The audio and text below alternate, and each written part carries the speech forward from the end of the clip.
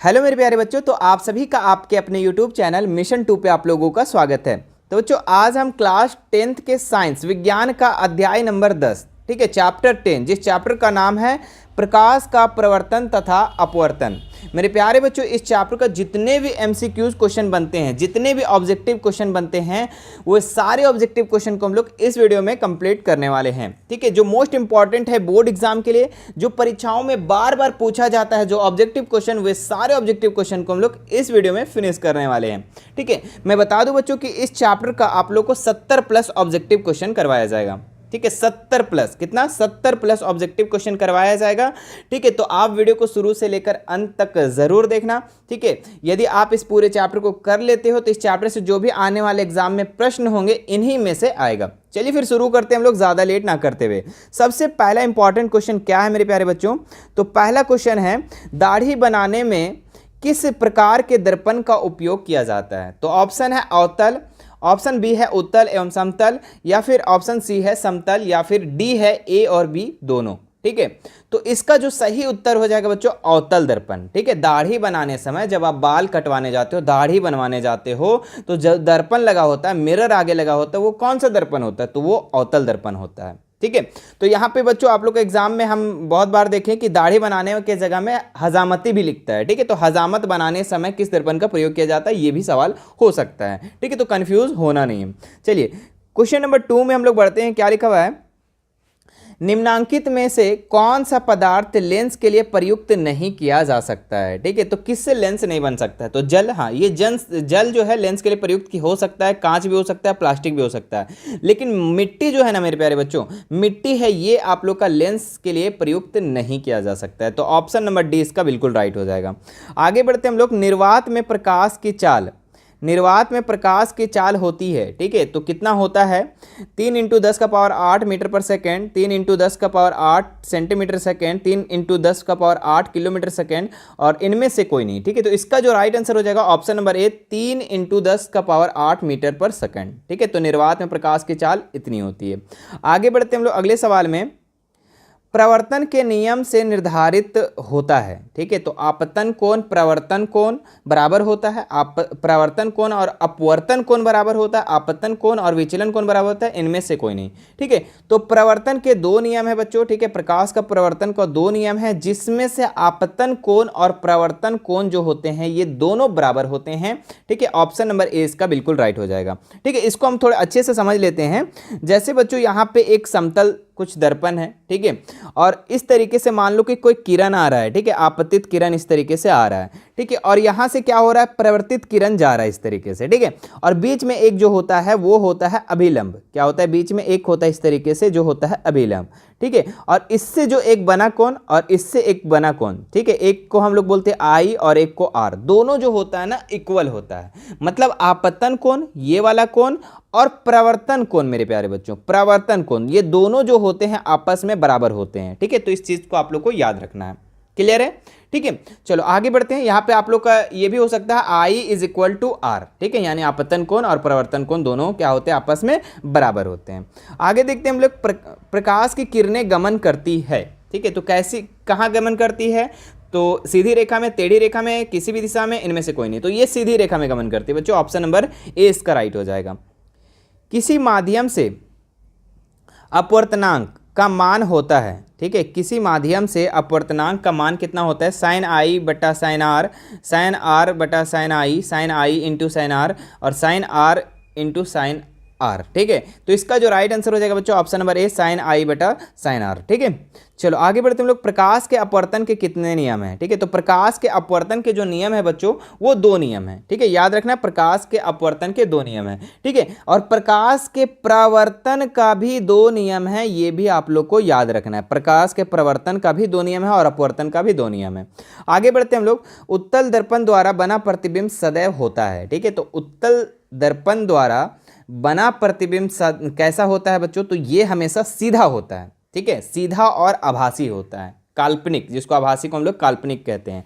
तो उत्तल दर्पण से जो भी बनता है प्रतिबिंब बच्चों, जो छाया बनता है वो आपका सीधा बनता है और आभासी बनता है, ठीक है, काल्पनिक बनता है। लेकिन यही अवतल दर्पण में पूछा तो उल्टा लिखना है, वहाँ वास्तविक और उल्टा। ठीक है, तो याद रखना। चले आगे बढ़ते हैं हम लोग अगले सवाल में।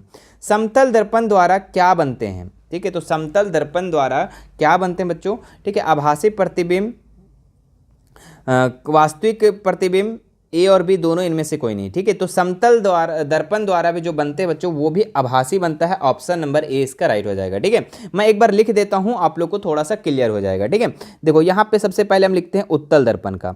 जब भी उत्तल दर्पण पूछा, ठीक है, याद रखना, उत्तल दर्पण पूछा तो इसमें क्या क्या बनेगा? आभासी बनेगा। ठीक है, याद रखना। ठीक है, आभासी और सीधा बनेगा। ठीक है, आभासी और सीधा।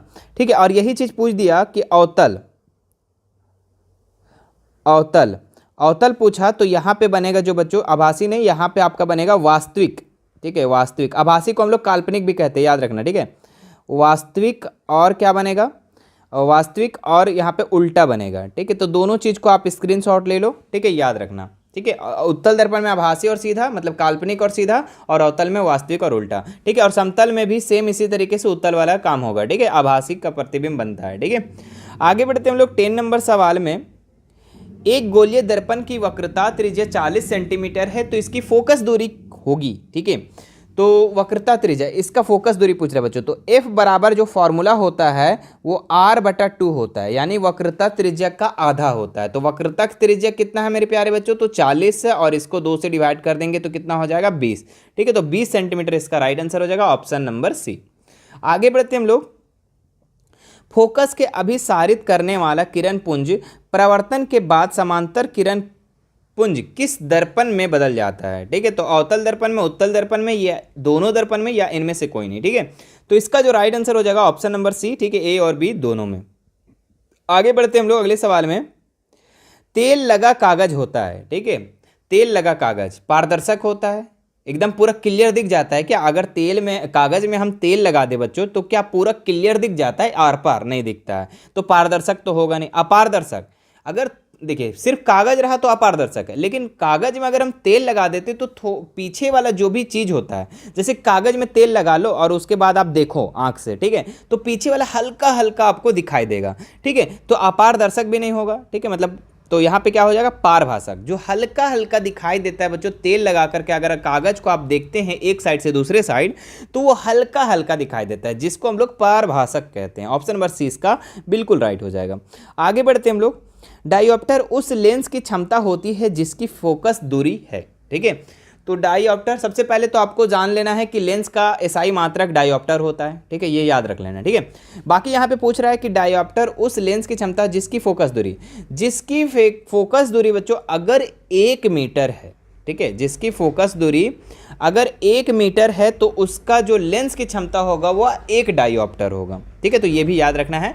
तो 1 मीटर इसका राइट आंसर हो जाएगा। यदि आपतन कोण I और प्रवर्तन कोण R हो तो क्या होगा? अभी हमने जस्ट बताया कि आपतन कोण और प्रवर्तन कोण हमेशा ऑलवेज बराबर होता है। ठीक है, तो ऑप्शन नंबर ए इसका बिल्कुल राइट हो जाएगा। आगे देखते हैं हम लोग अगले सवाल में। किसी बिंब का वास्तविक तथा समान साइज का प्रतिबिंब प्राप्त करने के लिए बिंब को उत्तल दर्पण के सामने रखना होगा। ठीक है, तो किसी बिंब को अगर हम समान साइज में हम चाहते हैं, ठीक है, तो किस में रखना पड़ेगा? और उत्तल दर्पण बोल रहा है, तो उत्तल दर्पण होता कैसे? सबसे पहले उसको ड्रॉ कर लो। तो ये होता है बच्चों उत्तल दर्पण, जिसके अंदर का पृष्ठ क्या होता है? कलर क्या वो होता है। ठीक है, थोड़ा अच्छे से नहीं बन रहा है, कोई बात नहीं। ठीक है, अब यहाँ पे कहाँ पे आप रखोगे, कहाँ पे आप रखोगे कि जो दर्पण है मेरे प्यारे बच्चों, जो वस्तु है वो समान साइज का बनेगा। तो हम देखिए यहाँ पे इस तरीके से होता है। ठीक है, ये होता है मुख्य अक्ष, है ना, मुख्य अक्ष वाले लाइन हो गया। ये यहाँ पे एफ होता है और यहाँ पे होता है सी, जिसको हम लोग 2F के नाम से भी जानते हैं। ठीक है, सी को हम लोग 2F के नाम से जानते हैं। तो अगर हम वस्तु को बच्चों 2F के सामने रखते हैं, ठीक है, अगर हम वस्तु को 2F के सामने रखते हैं तो इसका जो बिंब बनेगा ना वो हमेशा समान साइज का बनेगा। ठीक है, ये यहाँ से जाएगा यहाँ, फिर यहाँ से कट करके ऐसे आएगा, और जो बनेगा बिंब जो बनेगा ये बनेगा आपका समान साइज का बनेगा, भले ही उल्टा बनेगा ये, लेकिन समान बनेगा। ठीक है, तो इसका जो राइट आंसर हो जाएगा मेरे प्यारे बच्चों वो हो जाएगा 2F पर, ऑप्शन नंबर सी। आगे बढ़ते हम लोग 16 नंबर सवाल। मोटर गाड़ी के हेडलाइट किस दर्पण का प्रयोग होता है? मतलब कि हेडलाइट में, जैसे देखिए यहाँ पे जो आप मोटर गाड़ी देख रहे हो इसको हम थोड़ा बड़ा करके दिखा दे रहे हैं। ठीक है, ध्यान देना आप लोग कि ये मोटर गाड़ी है, ठीक है, ये गाड़ी है, आप तो बाइक चलाते होगे। हेडलाइट इसको कहते हैं, ठीक है, और हेडलाइट इसको कहते हैं। और इसको जो आप देख रहे हैं यहाँ पे जो दो मिरर लगा हुआ है, दो आईना लगा हुआ है, ये इसको हम लोग साइड मिरर कहते हैं। किस क्या कहते हैं? इसको साइड मिरर कहते हैं और इसको हेडलाइट कहते हैं, ठीक है। अब यहाँ पे पूछ रहा है कि हेडलाइट में कौन सा दर्पण होता है। तो हेडलाइट में मेरे प्यारे बच्चों वो अवतल दर्पण होता है, याद रखना, ठीक है। कौन सा दर्पण होता है? तो अवतल दर्पण होता है। और मेरे प्यारे बच्चों, और जो साइड मिरर में होता है, ठीक है, जो आप जब गाड़ी चलाते हो तो पीछे देखने के लिए ये मिरर का प्रयोग करते हैं। और ये जो मिरर होता है बच्चों, ये आपका उत्तल दर्पण का होता है। कौन सा दर्पण का होता है? उत्तल दर्पण का। तो दोनों चीज़ याद रहेगा, ठीक है, दोनों चीज़ याद रहना चाहिए कि जो हेडलाइट में होता है सर वो अवतल दर्पण का होता है, और जो साइड मिरर होता है गाड़ी का वो आपका उत्तल दर्पण का होता है, ठीक है। चलो आगे, अब देखो यहाँ पे सवाल क्या था, हेडलाइट में, तो अवतल दर्पण ऑप्शन नंबर ए मार के हम लोग घर चले आएंगे, है ना। आगे बढ़ते हम लोग, हीरा का अपवर्तनांक है, ठीक है। तो हीरा का अपवर्तनांक कितना है मेरे प्यारे बच्चों? तो हीरा का जो अपवर्तनांक है ये आपका 2.42 है, ठीक है। ऑप्शन नंबर डी इसका बिल्कुल राइट हो जाएगा। आगे देखते हैं हम लोग, सिनेमा के पर्दे पर किस प्रकार का प्रतिबिंब बनता है, ठीक है। तो वास्तविक प्रतिबिंब, आभासी प्रतिबिंब, ए और बी दोनों इनमें से कोई नहीं, ठीक है। तो वास्तविक प्रतिबिंब बनता है बच्चों, ठीक है। तो ऑप्शन नंबर ए इसका बिल्कुल राइट हो जाएगा 18 नंबर का। 19 नंबर में आइए, उत्तल लेंस की क्षमता होती है। तो उत्तल लेंस की क्षमता क्या होती है? धनात्मक होती है, ऋणात्मक होती है, या शून्य होती है, या इनमें से कोई नहीं। तो आपको याद रखना कि उत्तल लेंस बच्चों हमेशा का हमेशा धनात्मक होगा। क्या होगा? धनात्मक, ठीक है। उत्तल लेंस होगा जो वो धनात्मक होगा, और जो ऋणात्मक होगा बच्चों वो अवतल लेंस होगा। कौन सा लेंस? अवतल लेंस, ठीक है। इसका एक स्टोरी हम थोड़ा सा बताते हैं, आपको थोड़ा ज़्यादा क्लियर होगा, ठीक है। देखो बच्चों, देखो बहुत सारे स्टूडेंट लोग को क्या है कि चश्मा लग जाता है, जैसे मेरा भी लग गया है, ठीक है। तो जिसको नज़दीक का दिखाई देता है, दूर का नहीं दिखाई देता, किसी को नज़दीक का दूर का दिखाई देता है, नज़दीक का नहीं दिखाई देता है, ठीक है। तो इस तरीके से होता है। तो जिसका उत्तल लेंस लगा होता है बच्चों, ठीक है, जिसका आँख में, जिसका चश्मा में उत्तल लेंस लगा होता है, ठीक है, उसका जो ये नंबर देखेंगे तो वो धनात्मक होगा, प्लस पॉइंट होगा, ठीक है, याद रखना। और जिसका अवतल लेंस लगा हुआ रहता है उसका जो उसका नंबर होता है चश्मा का, वो आपका ऋणात्मक में होता है, माइनस में, ठीक है। तो मुझे तो बच्चों माइनस में है, ठीक है, यानी मुझे दूर वाले क्लियर नहीं दिखाई देता। इसका मतलब कि हम जो है अवतल दर्पण का प्रयोग कर रहे हैं, और दर्पण बोल देते हैं, सॉरी, अवतल लेंस का प्रयोग कर रहे हैं, और मेरा जो नंबर आता है ना जब भी हम चेक करवाते हैं तो वो माइनस में होता है, ठीक है। तो ये माइनस में होता है, जिसको अवतल दर्पण, अवतल लेंस जो चश्मा यूज करता है, और जो उत्तल लेंस का जो चश्मा का यूज करता है उसका जो नंबर आएगा वो पॉजिटिव आएगा, ठीक है। तो अब उम्मीद है कि क्लियर आपको हो गया होगा, ठीक है। आगे बढ़ते हैं हम लोग अगले सवाल में। 2 डायोप्टर, ठीक है, 2D क्षमता वाले लेंस की फोकस दूरी है, ठीक है। तो इसका एक फॉर्मूला होता है बच्चों कि P बराबर 1/f, ठीक है, जिसका P यहाँ पे दे दिया गया है और फोकस दूरी निकालने बोल रहा है, ठीक है। अगर हम F को इधर कर देते हैं तो क्या हो जाएगा? 1/p हो जाएगा, ठीक है। और इस पर पुट कर देंगे तो हमारा क्या हो जाएगा? 1 यहाँ पे देखिए मीटर में, यहाँ सेंटीमीटर में दिया हुआ है, और हमारा जो 1/1 जो दिया हुआ रहता है ये मीटर में, तो इसको हम सेंटीमीटर में करने के लिए 100 कर देंगे। और P कितना दिया हुआ बच्चों? P 2 दिया हुआ है, ठीक है। देखिए 2 डायोप्टर 2 दिया हुआ है, तो ये कितना हो जाएगा? 50। तो इसका राइट आंसर हो जाएगा 50 सेंटीमीटर, ठीक है। आपको फॉर्मूला बस याद रखना, P बराबर 1/f होता है। जब F निकालने बोलेगा तो P को इधर कर देना, और P को निकालने रहा तो F को इधर कर देना, ठीक है। आगे बढ़ते हैं हम लोग, 50 इसका राइट आंसर हो जाएगा, ठीक है, ऑप्शन नंबर ए। लेंस की क्षमता के सही मात्रक क्या होगा? अभी हमने जस्ट बताया, डायोप्टर होता है, ठीक है। जब भी आप चश्मा चेक करवाओगे ना, अपने आँख का चेक करवाओगे, तो अगर किसी का आँख खराब है तो उसका जो नंबर मिलता है वो डायोप्टर में मिलता है, ठीक है। आगे देखिए, उत्तल लेंस में जब बिंब फोकस एवं लेंस के बीच रखी जाती है तब प्रतिबिंब बनता है। तो कैसा बनता है बच्चों? ठीक है, फोकस और लेंस के बीच जब रखा जाता है तो काल्पनिक और सीधा, काल्पनिक और उल्टा, वास्तविक और उल्टा, वास्तविक और सीधा, ठीक है। तो सबसे पहले देखो बच्चों कि काल्पनिक बनेगा तो उल्टा नहीं बनेगा, ये ऑप्शन कट गया, ठीक है। और वास्तविक बनेगा तो सीधा नहीं बनेगा, वास्तविक के साथ हमेशा उल्टा बनेगा और काल्पनिक के साथ हमेशा सीधा बनेगा। अब ए और बी में यहाँ पे 2 ऑप्शन आ गया, ठीक है। तो इसका जो राइट आंसर हो जाएगा बच्चों ए नंबर, ठीक है, काल्पनिक और सीधा। ठीक है, आप लोगों को हमने पहले बताया उत्तल लेंस में जो भी बिंब बनता है लगभग का लगभग आपका काल्पनिक बनता है, आभासी बनता है, आभासी, और उसके साथ क्या होता है, सीधा होता है। ठीक है, तो ऑप्शन कटिंग करना सीख गए हैं कि कैसे ऑप्शन कटता है। ठीक है, काल्पनिक के साथ कभी उल्टा नहीं लगेगा, काल्पनिक के साथ हमेशा सीधा लगेगा, वास्तविक के साथ हमेशा उल्टा लगेगा, कभी सीधा नहीं लगेगा। ठीक है, आगे बढ़ते हम लोग। किसी लेंस के प्रकाशी के केंद्र से होकर गुजरने वाली किरणें के पथ में अपवर्तन के बाद क्या होता है।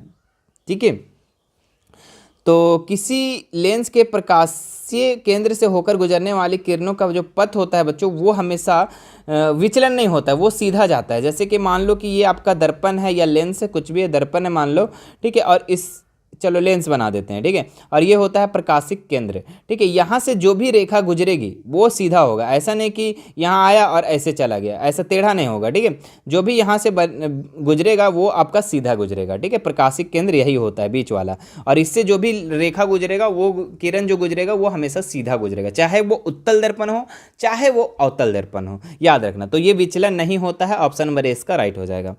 प्रकाशिक माध्यम कितने प्रकार के होते हैं। ठीक है, तो प्रकाशिक माध्यम कितने प्रकार के होते हैं बच्चों, तो दो प्रकार के होते हैं। कितने प्रकार के, दो प्रकार के, एक पारदर्शक प्रकाशिक माध्यम और एक अपारदर्शक प्रकाशिक माध्यम। ठीक है, तो याद रखना है। आगे बढ़ते हैं हम लोग। माध्यम बदलने पर प्रकाश का वेग का बदलना है कहलाता है, क्या कहलाता है।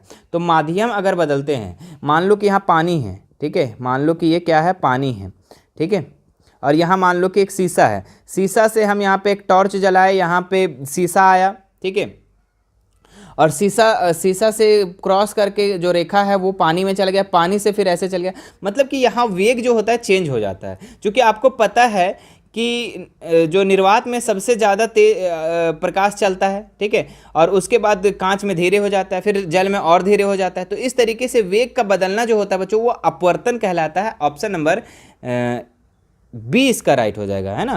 25 का जो बी हो जाएगा, आवर्तन लिखा हुआ है ना, तो अपवर्तन इसका राइट आंसर हो जाएगा। ठीक है, प्रकाश के अपवर्तन के कारण क्या होता है कि अगर माध्यम को हम चेंज कर दें तो प्रकाश की चाल भी चेंज हो जाएगी, प्रकाश का वेग भी चेंज हो जाएगी। आगे बढ़ते लोग। पानी में डाली गई छड़ी टेढ़ी दिखती है, इसका कारण क्या है, तो अपवर्तन के कारण दिखता है। ठीक है, आगे बढ़ते हम लोग। पानी से भरी बाल्टी की गहराई कम दिखती है, क्योंकि इसका कारण है, इसका कारण अपवर्तन ही है। ठीक है, अपवर्तन, ऑप्शन नंबर ए इसका राइट हो जाएगा। किस दर्पण का दृष्टि सबसे बड़ा होता है। ठीक है, तो दो दर्पण है, एक उत्तल दर्पण, एक अवतल दर्पण। ठीक है, दोनों दर्पण में सबसे ज़्यादा दृष्टि जो क्षेत्र होता है वो उत्तल का होता है। ठीक है, शुरू में ही बताए थे बच्चों आप लोग को कि जो गाड़ी के साइड मिरर में होता है, जो गाड़ी होता है, गाड़ी के जो साइड मिरर में जो दर्पण होता है वो उत्तल दर्पण होता है, और वो दृष्टि क्षेत्र लेता है। क्यों, क्योंकि देखो उतना बड़ा बड़ा बस जो आता है, मान लो कि आप गाड़ी चला रहे हो, ठीक है, बैठ के गाड़ी चला रहे हो, और ये साइड मिरर है, तो गाड़ी चला रहे हो बच्चों, तो ये जो साइड मिरर से आप जो देख रहे हो वो कितना बड़ा बस जो है एक छोटा सा मिरर में समा जाता है, इसलिए इसका जो क्षेत्र होता है ना वो काफ़ी बड़ा होता है। ठीक है, मतलब छोटा सा, इतना छोटा तो मिरर ही रहता है जी, साइड मिरर, आपके जो बगल में मिरर होता है, गाड़ी का बगल में मिरर, वो तो छोटा ही होता है, और कितना बड़ा बड़ा बस को अपने अंदर कब्जा करके दिखाता है ना, मतलब अपने अंदर को दिखाता है। ठीक है, तो इसका कौन सा आंसर हो जाएगा, उत्तल दर्पण, ऑप्शन नंबर सी इसका राइट हो जाएगा। सोलर कुकर का में प्रयोग किए जाते हैं, तो ये सोलर कुकर में बच्चों अवतल दर्पण का प्रयोग होता है, ऑप्शन नंबर ए इसका राइट हो जाएगा। निम्नलिखित में से प्रकाशिक माध्यम कौन है। ठीक है, तो लकड़ी नहीं, ये तो नहीं है, शीशा, हाँ सर ये है, तो ऑप्शन नंबर बी इसका राइट हो जाएगा। लोहा नहीं है, तांबा नहीं है, लेकिन शीशा जो है ये प्रकाशिक माध्यम है। ठीक है, एक साइड से दूसरे साइड पार हो सकता है। गोलीय दर्पण की फोकस दूरी उसकी वक्रता त्रिज्या की क्या होती है। ठीक है, तो गोलीय दर्पण की फोकस दूरी मतलब एफ और आर दोनों का संबंध क्या है मेरे प्यारे बच्चों, तो जो आर का आधा जो होता है वो एफ होता है, आर का आधा होता है। फोकस दूरी उसकी वक्रता त्रिज्या की क्या होती है, आधी होती है। क्योंकि हमें फॉर्मूला पता है कि एफ बराबर होता है r/2, यानी कि जो फोकस दूरी है वो त्रिज्या का आधा होता है। ठीक है, तो ऑप्शन नंबर ए इसका बिल्कुल राइट हो जाएगा। ठीक है, हाँ इसका सवाल थोड़ा सा चेंज हो जाता है कि वक्रता त्रिज्या जो है वो फोकस दूरी का कितना होता है, तो वो दुगुना होता है ना, r/2f। ठीक है, तो ये याद रखना आप लोग। आगे बढ़ते हैं हम लोग 32 नंबर सवाल। रोगियों के नाक, कान और गले की जांच में डॉक्टर का प्रयोग करते हैं, तो वो अवतल दर्पण का प्रयोग करते हैं, ऑप्शन नंबर ए इसका बिल्कुल राइट हो जाएगा। चलिए आगे बढ़ते हैं हम लोग। सूर्य से आने वाला प्रकाश पुंज कैसा होता है? ठीक है, तो ये होता है बच्चों संतृप्त प्रकाश पुंज। ऑप्शन नंबर 20 का बिल्कुल राइट हो जाएगा। ठीक है, 33 का बी नंबर राइट हो जाएगा। आगे बढ़ते हम लोग, विरल माध्यम में प्रकाश की चाल सघन माध्यम की अपेक्षा कैसी होती है? तो विरल माध्यम से अगर सघन माध्यम में प्रकाश जाता है बच्चों, तो उसकी जो चाल है, ठीक है, विरल माध्यम में जो चाल है ज़्यादा होता है सघन माध्यम की अपेक्षा। ठीक है, तो ज़्यादा होता है इसका मतलब अधिक हो जाएगा। ठीक है, अधिक होती है, ऑप्शन नंबर 20 का बिल्कुल राइट हो जाएगा। ठीक है, आगे बढ़ते हैं लोग, आधुनिक क्वांटम सिद्धांत के आधार पर प्रकाश को क्या माना गया है? तरंग माना गया है, कण माना गया है, या ए और बी दोनों, या इनमें से कोई नहीं? तो बच्चों आधुनिक क्वांटम सिद्धांत के आधार पर प्रकाश को तरंग और कण दोनों माना गया है, ऑप्शन नंबर 30 का बिल्कुल राइट हो जाएगा। आगे बढ़ते हम लोग, विरल माध्यम से सघन माध्यम में गमन करने वाली प्रकाश की किरणें धीमी हो जाती है। ठीक है, अतः इसका झुकाव किधर होता है बच्चों? ठीक है, विरल माध्यम से सघन माध्यम में करने वाले प्रकाश की किरणें धीमी हो जाती है, तो इसका जो झुकाव होता है बच्चों ये होता है अभिलंब की ओर इसका झुकाव होता है, ऑप्शन नंबर सी इसका बिल्कुल राइट हो जाएगा। ठीक है, वक्त काफ़ी ज़्यादा हो गया है, वीडियो लंबी हो जाएगी। ठीक है, तो मैं अभी इसको यहीं तक छोड़ दे रहा हूँ। ठीक है, बाकी हमारे पास बहुत सारे क्वेश्चन हैं। ठीक है, सारे क्वेश्चन को मैं अगले भाग में कंप्लीट करवा दूंगा। ठीक है, अभी मैं इतना ही को छोड़ देता हूँ। ठीक है, लगभग 71 क्वेश्चन है। ठीक है, अभी जो ये वीडियो बनेगा बच्चों वो भाग 1 रहेगा। ठीक है, भाग 1, और इसके बाद जो वीडियो आएगी बच्चों वो आपका भाग 2 रहेगा। ठीक है, तो आप भाग 2 भी ज़रूर देखना। ठीक है, भाग 2 को देखने के लिए, ठीक है, समय पर आपके पास नोटिफिकेशन आने के लिए अगर हमारे चैनल को सब्सक्राइब नहीं किए हैं तो सब्सक्राइब करके घंटी ज़रूर दबा देना। ठीक है, आप सब्सक्राइब जैसे करोगे तो वहाँ पे घंटी का ऑप्शन आएगा। ठीक है, वही को आपको उसमें क्लिक कर देना है। ठीक है, तब आपके पास जो भी हमारे नई वीडियो आएगी, ठीक है, आपके एग्ज़ाम के प्रिपरेशन के रिगार्डिंग या फिर कोई न्यूज़ के रिगार्डिंग, ठीक है, तो वो सारे अपडेट आपको मिल जाएंगे। ठीक है, और बच्चों आप लोग को सारे चैप्टर को अगर देखना चाहते हैं, ठीक है, तो लिंक मैं डिस्क्रिप्शन में डाल दे रहा हूँ। इसके लिए एक अलग सा प्लेलिस्ट बना दिए हैं। ठीक है, डिस्क्रिप्शन में प्लेलिस्ट मिल जाएगा, या फिर आप हमारे चैनल पे विजिट कर सकते हैं, वहाँ पे प्लेलिस्ट बना हुआ है। प्लेलिस्ट में आप जाकर देख सकते हैं, साइंस, मैथ्स, सोशल साइंस, जो भी आपको देखना है ऑब्जेक्टिव क्वेश्चन वो आप देख सकते हैं। ठीक है, मैथ का तो आप लोग को सॉल्यूशन के साथ आप लोग का डाला गया है, तो आप मैथ को भी बढ़िया से कंप्लीट कर सकते हैं। ठीक है, और हमसे जुड़ने के लिए बच्चों हमारे इंस्टाग्राम, टेलीग्राम, व्हाट्सअप का लिंक जो है डिस्क्रिप्शन में दिया हुआ है, वहाँ से आप जुड़ सकते हैं। ठीक है, बाकी अपडेट पाने के लिए। और यदि मेरे प्यारे बच्चों इस पूरे PDF को अगर आप डाउनलोड करना चाहते हैं तो मैं लिंक है जो डिस्क्रिप्शन में दे दूंगा। ठीक है, वहाँ से आप लोग इसको पूरा डाउनलोड कर सकते हैं, एक छोटी सी रकम को देकर हेल्प करके। ठीक है, तो आप वहाँ से आप लोग इस पूरे को डाउनलोड कर सकते हैं। प्रत्येक चैप्टर का आपका PDF मिल जाएगा। ठीक है, आपको डिस्क्रिप्शन में, वहाँ से आप लोग डाउनलोड कर सकते हैं। ठीक है, या फिर आप हमारे मिशन 2 के स्टोर पे जा सकते हो, वहाँ पे जितने भी PDF हैं आपको वहीं से सब सारे के सारे मिल जाएंगे। ठीक है, डाउनलोड वहाँ से आप लोग कर सकते हैं। ठीक है, कोई दिक्कत वाली बात नहीं है। बाकी कोई भी दिक्कत होती है आप हमें व्हाट्सअप में मैसेज कर सकते हैं। ठीक है, व्हाट्सअप में मैसेज कीजिए मुझे, वहाँ से मैं आप लोग को इसको कैसे डाउनलोड करना है वो आप लोग को बता देंगे। ठीक है, चलिए मिलते हैं नेक्स्ट वीडियो में। Thank you so much.